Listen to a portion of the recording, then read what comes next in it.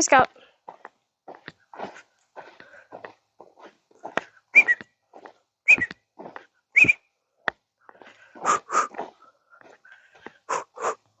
Yeah, good boy. Oh, Scout.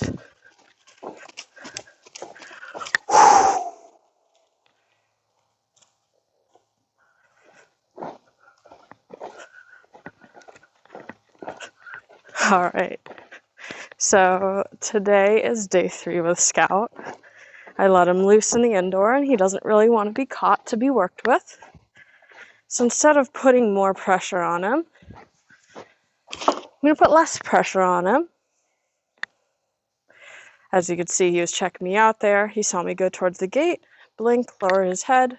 I'm going to go and grab a few treats, see if he'll come to me at the gate here.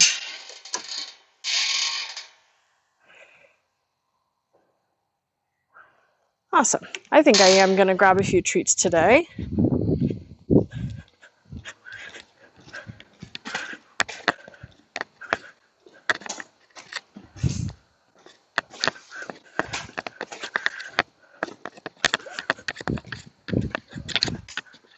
So last time we worked with Scout, day 2, which is the clip you'll probably see right before this, we did end with a really nice, relaxed walk and trot. But unfortunately, I lost that footage. You probably will see where it cuts off right before I get on him and start working with him under saddle. I was kind of bummed out when I saw that I had lost that because it was really, really good footage. He did a really good job. It was very good at noting the progression of him being speedy and insecure, and then to him starting to actually manage himself under saddle. But that's okay, because I'm going to continue to train him, and you guys will be able to see that, whether it's the first time or second time or the third time or whatever. So I'm going to first start off with what I've been doing, which is just asking him to park nicely beside me without pushing me off the block. He really loves to do that.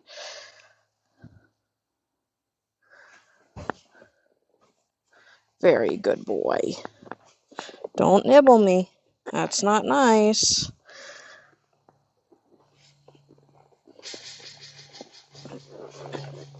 Awesome. So as you can see, now he's stood fully, and we are off to the races with just a halter.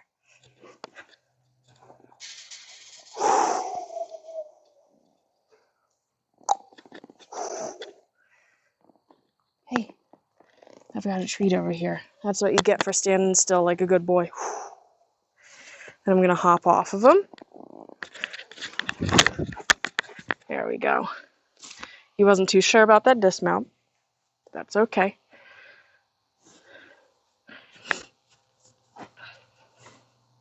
And so since we had a nice mount there, I'm going to tie this up, make it into a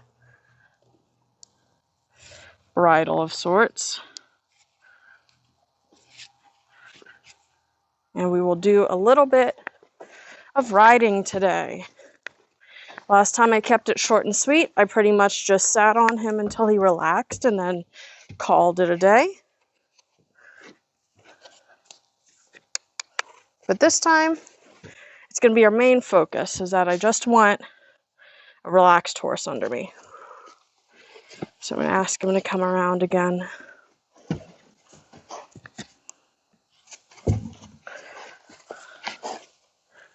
And so now he's anticipating. I've already gotten on him once.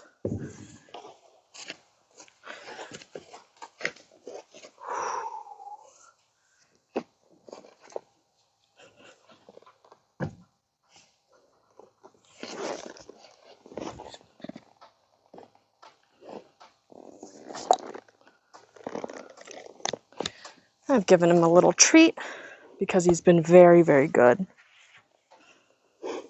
And so I did this once the other day with the footage that I missed, but I'm just going to play a little game called My Turn, Your Turn with him, where I'm going to let him choose half of what we do, and I am going to only bother him when I need to stop him, slow him down, turn him, but I'm going to let him choose most of it. So if he wants to go, we can go. If he wants to stay, we can stay. He can choose the direction we go. I'm just going to correct him so that we don't run into anything.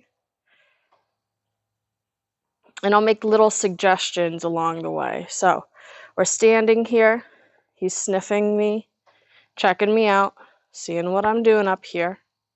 Because again, this is different than his normal routine. Usually once you get on, that means, all right, we're headed to work. And so he's kind of just sitting here thinking, okay, what is coming next? Because this is not what usually happens. Yeah, he's getting me in both eyes here, switching his head, sniffing each foot. I'm going to liven up my body language. I'm going to see if he'd like to walk forward. And then close my calves just a little bit. I'm not going to use my spurs. There we go. And so what I'm going to do here is I'm going to have nice, loose reins. And they're loose enough that I'm not bothering him necessarily. He is going as he pleases. But they're also short enough that if he were to bolt and run off or decide to pick up a canner and go for home, that I could easily pick up on a rein to stop that and redirect him. And so now he wants to trot, and that's okay, we'll trot. But I want it to be a controlled trot, a relaxed trot, not a trot off to the races.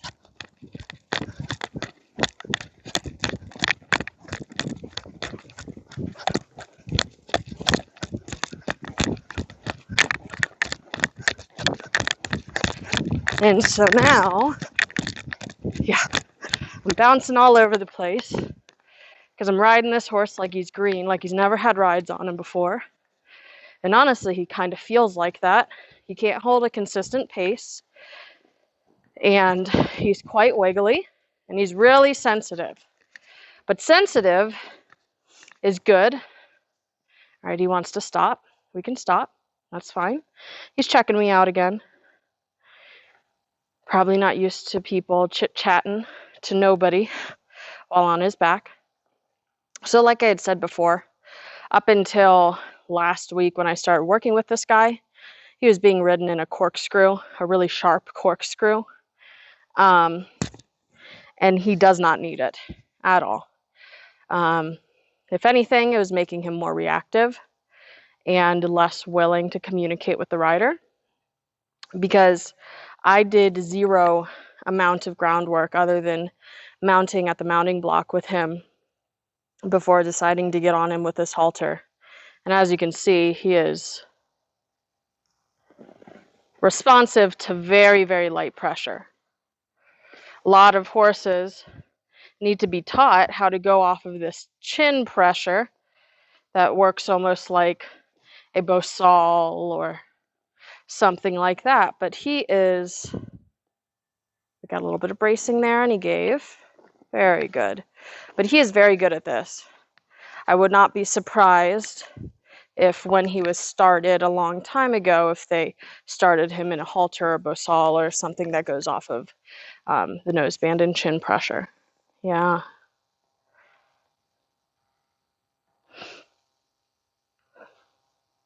All right, so while he's sitting here, I'm actually going to take off my spurs. I forgot I had them on. I always want to set up my horses for success. Him being a very sensitive horse, I do not want to contact him with the spurs. And I like to always acknowledge that no matter how experienced, no matter how good a rider you are, you will make mistakes. So I don't accidentally want to slip and spur him, especially since he's a bit of a wiggly guy. And as you can see, he's just standing here for me. He's walking forward a little bit, but he's very good. He's got his ears on me constantly, figuring out what it is that I'm doing. That's really awesome because I want him to look to his rider.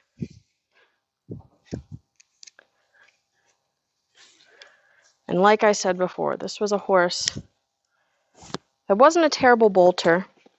I don't even want to call it bolting because it's not like he would go into a flat-out gallop and have to be turned on a dime to stop. But he definitely had some issues with brakes. He definitely had some issues with just feeling a little bit of pressure and then going out of nowhere. Well, not out of nowhere, but seemingly out of nowhere. Yes, that's my boot. So we got some licking and chewing here, which is good, even though we're not doing anything. We're just sitting. We've got a lot of blinking. We're processing a few things. See how his ears have begun to relax. He's still got them on me, listening to me, seeing what I'm doing. But they're less pricked. They're a lot more relaxed. He's dropped his head. He's starting to pant a little bit. I can feel him underneath me. This is what we're looking for. Relaxation under saddle. Even more licking and chewing. There we go. So, in order to suggest that we go forward, I'm not going to put my legs on at all. I'm simply going to lift the reins and liven up my body. See how he responds. And he's looking around. He says, "What are we doing?" I'm going to pick up my reins. I'm going to put a little leg on, and immediately he goes. Yep. We're turning. Good. All right. So it's back to my turn, your turn. I have asked him to go. He decides where we go, what we're doing. And I'm only going to interfere with him when I need to adjust him for both of our safety.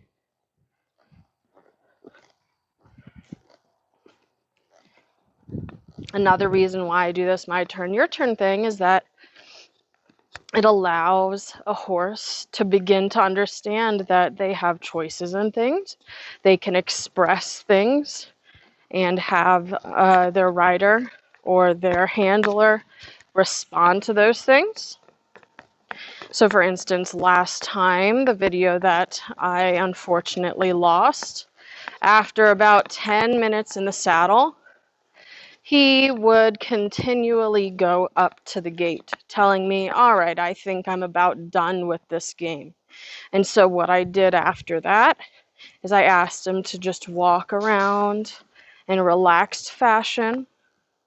And then the second he started to drop his head, lick and chew, then I got off of him and we walked to the gate and ended it for the day. And so this is a nice trot here. He decided to pick it up. I'm not steering him. I'm just making sure he doesn't run over my pivot. Might have lost us there.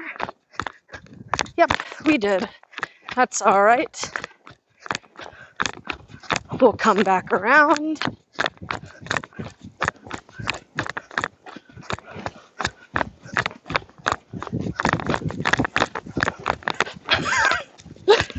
Oh, this is a blast on this little guy.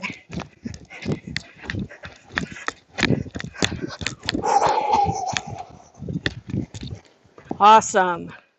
So I asked him if he could slow down by heavying my body, exhaling all of my breath, kind of slouching over him.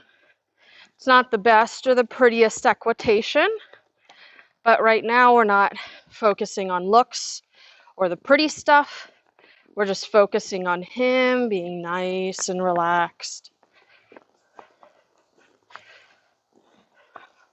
I'm going to see if I can get him to stop off of my seat.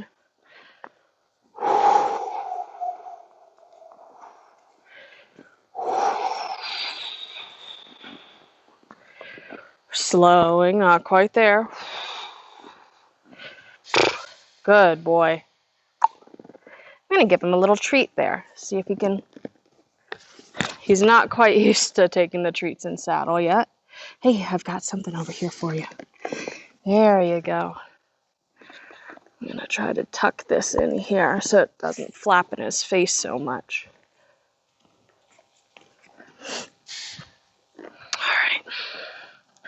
All right, it's back to his turn. He can do whatever he wants. Yep, he's checking me out.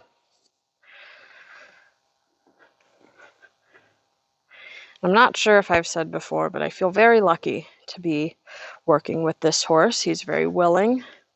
He wants to engage. He wants to learn. He's just miseducated.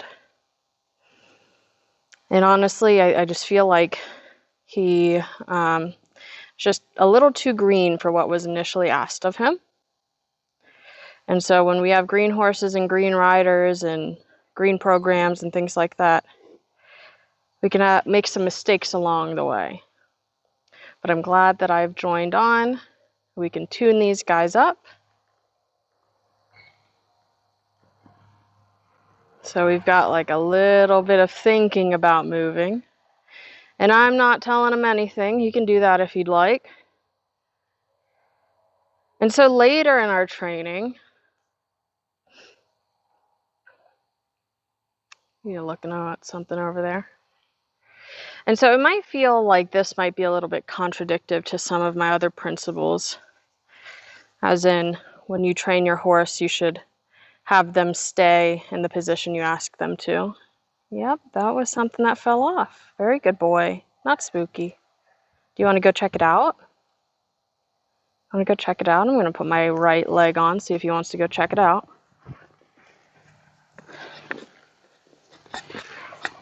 So with horses, usually I want to create kind of a permanence in what we ask of them. So if I ask my horse to stand and halt, usually I would like them to do that until I ask them to do something else.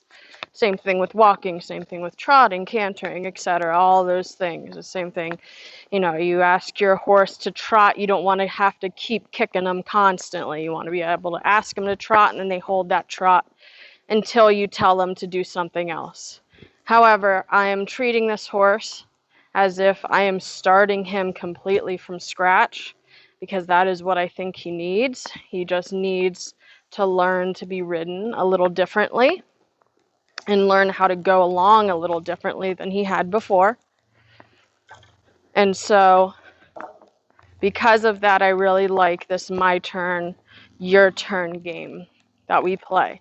I like to do this with really green or freshly started horses because, like I said before, it gives the horse a say. It lets them actively participate in the training. And it's also very good for horses who are sour about work or might, come on, Pivo, keep up with me. It's also good for horses that are sour in work or might not enjoy it very much, might shut down, any of the, hundreds of possibilities of results that come from horses that are not brought along in the most, proactive way is what we could call it.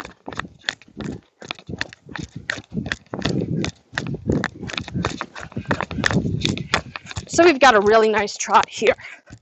I've been kind of keeping him to the top half of the arena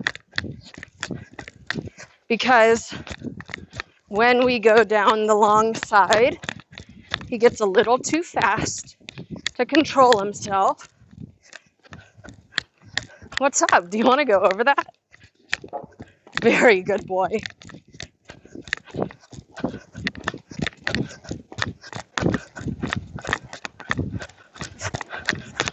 Where are we going, dude? Okay, through here. All right, my turn. Very good boy. Awesome.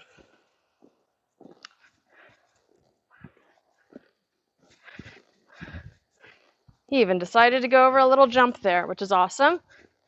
I think he'll make a fantastic jumper pony once he is a little more polished and ready.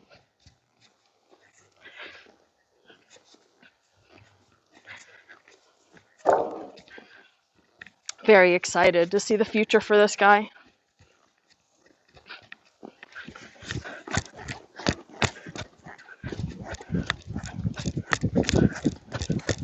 So we're getting a little speedy, just half halting a little bit on the outside, and we've come to the gate. So that's him telling me he's coming around to talk to me. I would like to be done. We'll stand here for a second. He's decided to walk off. He's abandoned that mission. That's okay, because I'm not ready for him to be done, but I will take into consideration that he asked to be done. So what I will do, instead of just being like, all right, you want to be done? Let's be done now. What I'll do is I'll be like, okay, noted. We'll be done soon.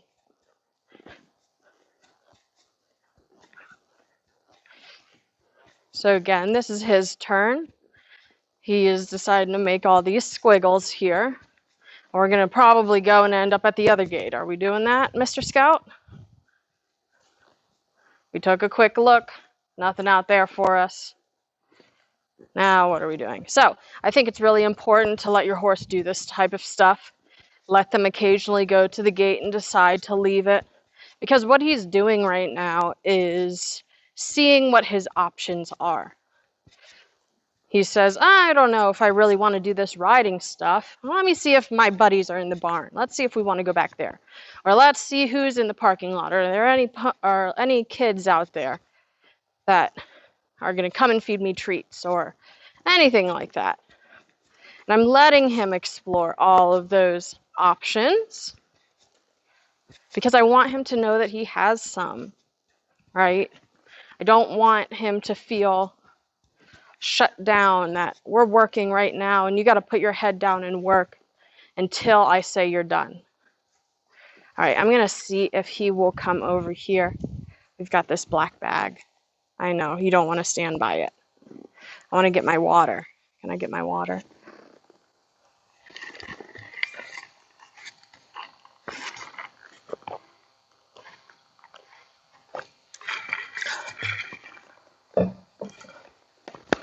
Very good horse.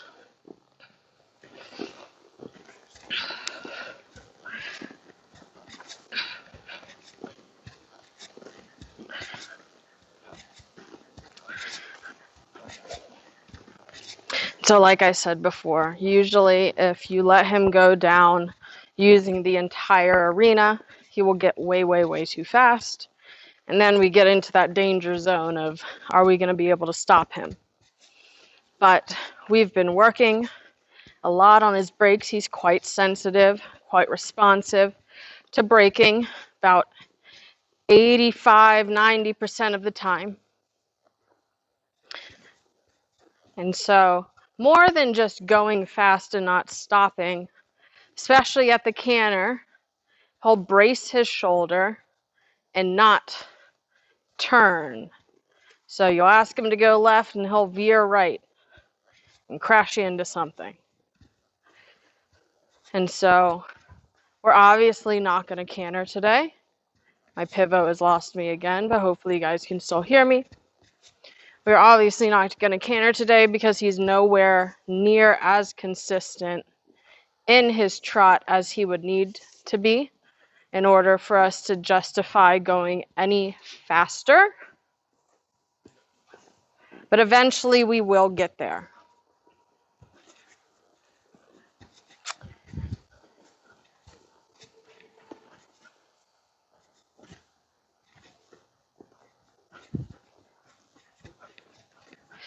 So I'm really enjoying this walk we have here.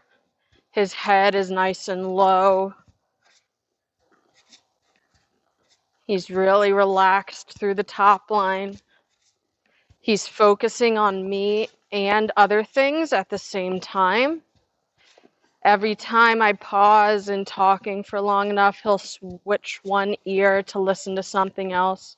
Then the second I start talking again, he'll flick his ear back to me, which is really, really great. This horse is very attentive. So if we can present ourselves properly as a rider and a handler, as somebody who can be consistent with him and a pillar of support, and I think that he will give us his all. Yeah. Watching his ears, he's thinking about going to the barn. He's also has one ear on me, thinking about what I want from him. Very nice.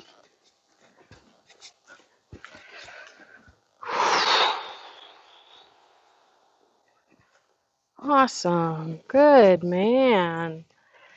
Yeah. Hi. We got some licking and chewing. That's very nice. Awesome job, boy.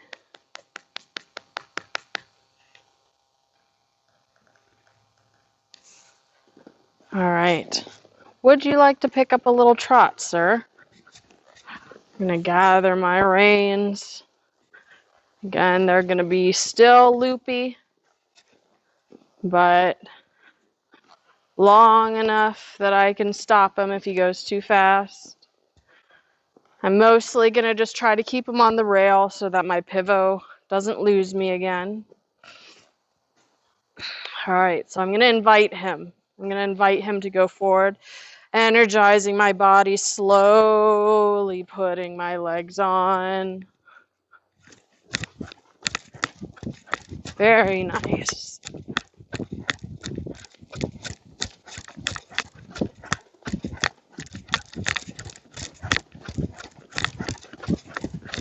And so I'm just looking for a little relaxation here.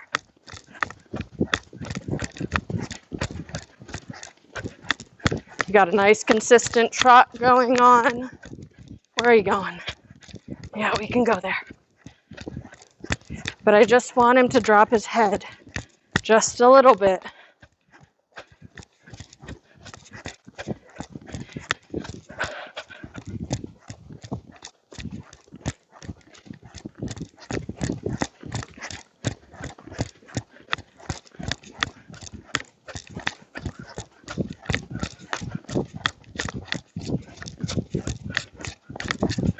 Getting a little speedy.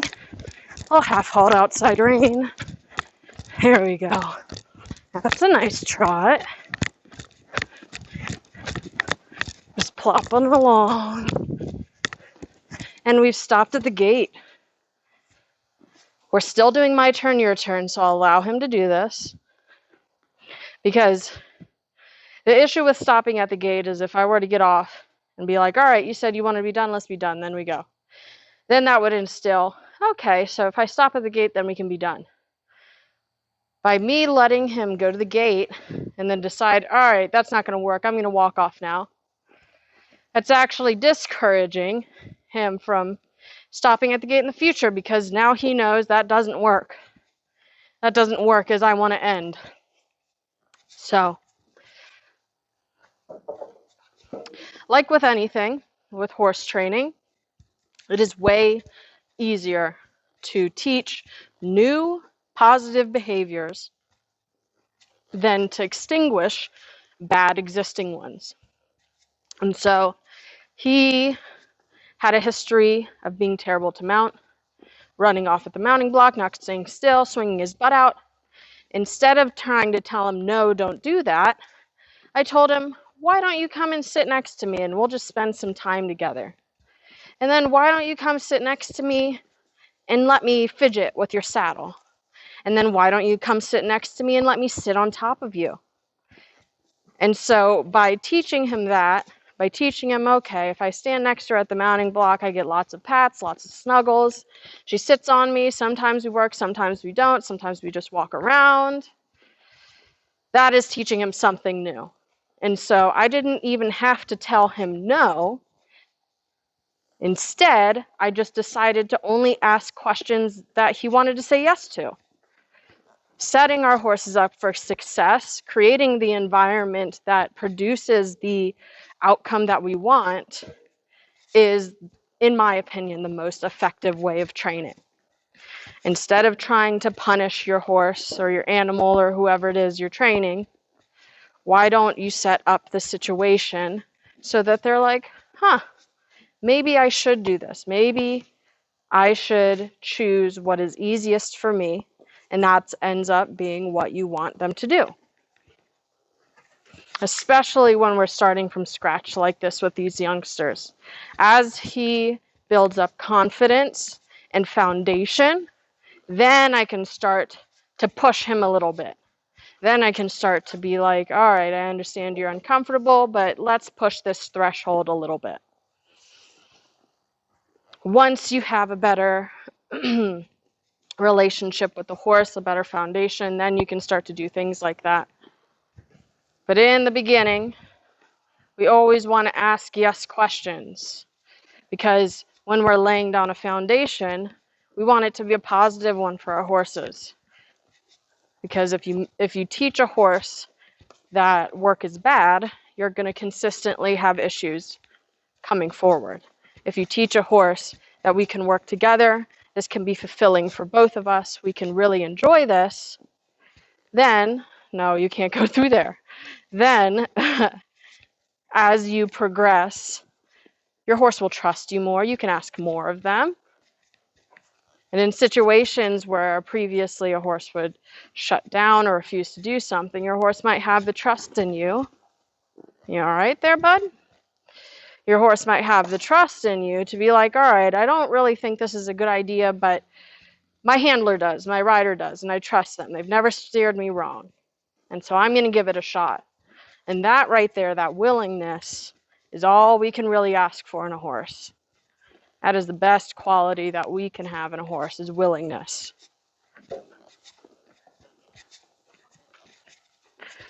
All right.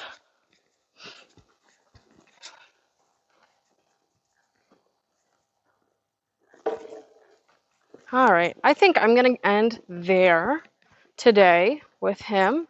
He's nice and relaxed. I'm going to ask him to... Awesome. You are a good boy. You are. I do like you. I do like you a lot. Yeah. Okay. Well, thank you for watching, guys. There will be more on him in the future as we begin to develop the canter, start going over jumps more. Yes, there we go. Lick and a chew. You got to stand. But I think that he'll be great. So this is a little intro to Scout, and we'll touch base in a little while to see how he's doing. Yeah, good boy. All right.